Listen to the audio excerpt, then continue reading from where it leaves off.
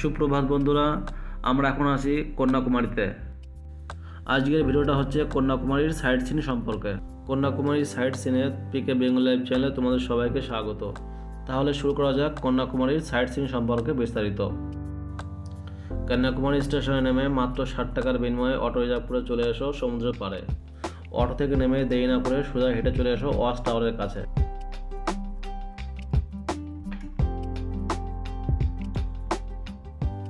প্রথমেই ওয়াচ টাওয়ারে উঠে দেখে নাও সমুদ্রের মধ্যে থেকে পূব আকাশে সূর্য ওঠার ঐশ্বরিক দৃশ্য।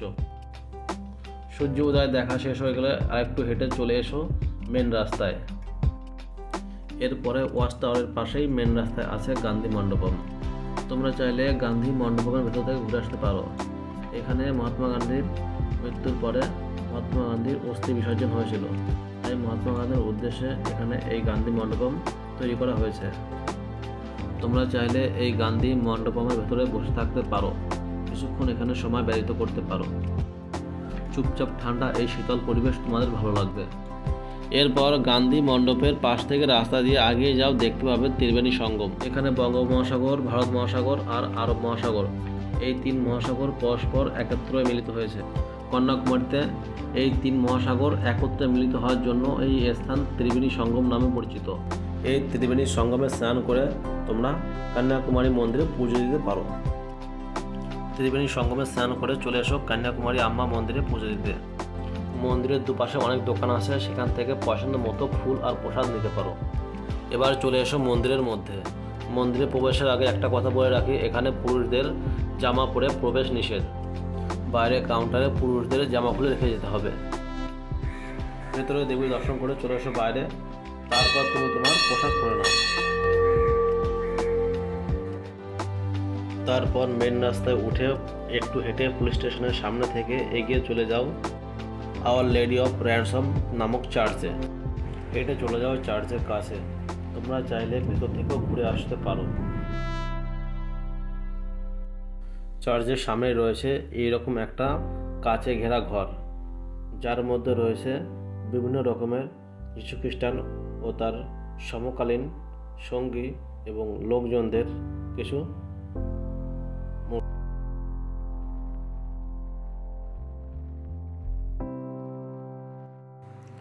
এটা দেখা হয়ে গেলে তোমরা চাইলে আস্তে আস্তে ভেতরে যেতে পারো।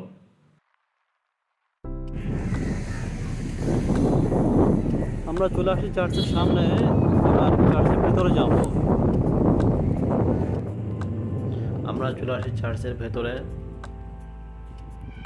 এটা খুব বড় আর বিশাল একটা চার্চ। চার্চের ভেতরে ঘোরা হয়ে গেলে চলে এসো বাইরে। এর পরের সাইড সিনে যেতে হবে। MS শুভলক্ষ্মী। আর তোমরা যারা সামুদ্রিক ঠাকুর বই সিনেমা দেখেছো তারা এনাকে চিনবে। তারপরে আসতে হবে মায়াপুরী ম্যাক্স মিউজিয়াম। এবার আমাদের সঙ্গে তোমরা কিছুক্ষণ মায়াপুরী ম্যাক্স মিউজিয়ামে ঘুরতে থাকো।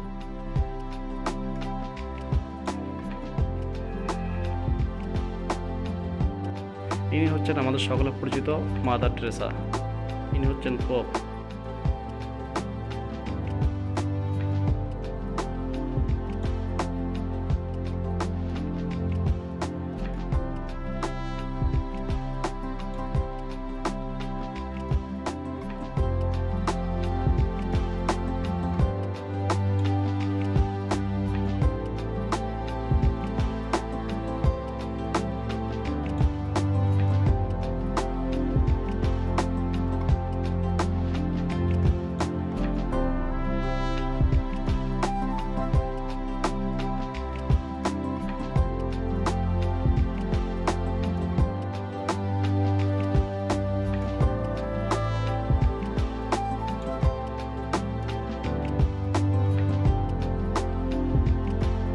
হচ্ছেন আমাদের ভারতের পূর্ব প্রধানমন্ত্রী ডক্টর মনমোহন সিং।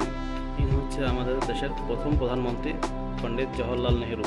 ইনি হচ্ছেন আমাদের দেশের প্রাক্তন রাষ্ট্রপতি আর missile man APJ Abdul Kalam. ইনি হচ্ছে আমেরিকার প্রাক্তন রাষ্ট্রপতি ওবামা।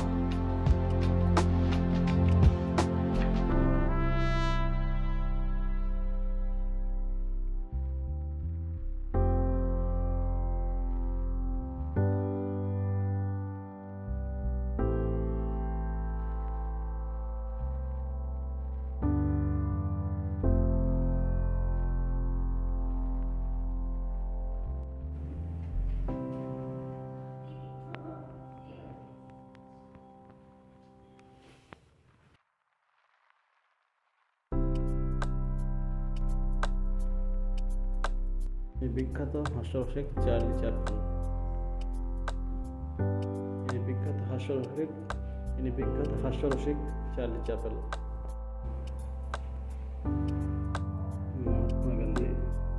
মহাত্মা গান্ধী মোহনদাস করমচাঁদ গান্ধী।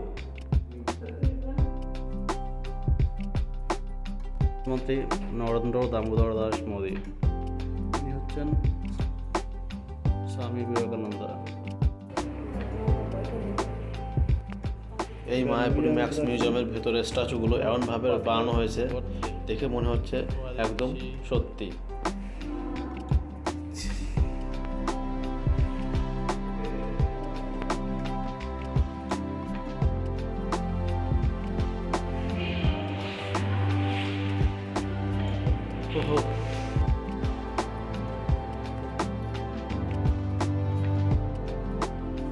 এই মিউজিয়ামের মধ্যে এমনভাবে পেন্টিং করা হয়েছে দেখে মনে হচ্ছে সব কিছুই অরিজিনাল।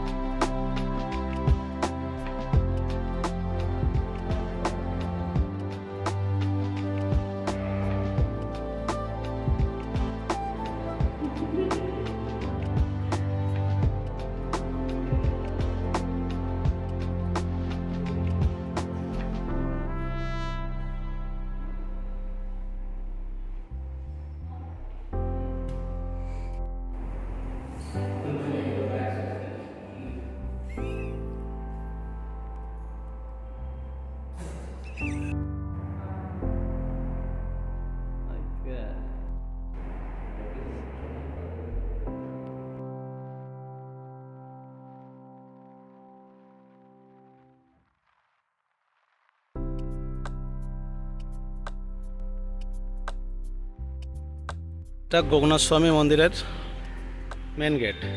এই যে গোগনাথ স্বামী মন্দিরের সামনের দিক থেকে আমরা মন্দিরের ভেতর দিকে যাব।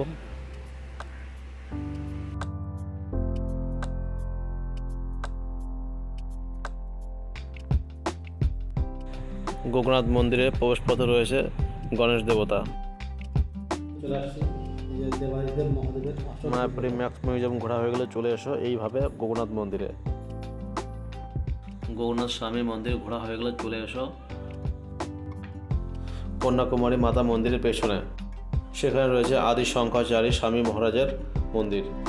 এই পর্যন্তই কন্যাকুমারীর লোকাল সাইট সিন। আমাদের ভিডিওটা ভালো লাগলে অবশ্যই একটা লাইক করো, কমেন্ট করো, শেয়ার করো আর অবশ্যই আমার চ্যানেল সাবস্ক্রাইব করে রাখো। ধন্যবাদ।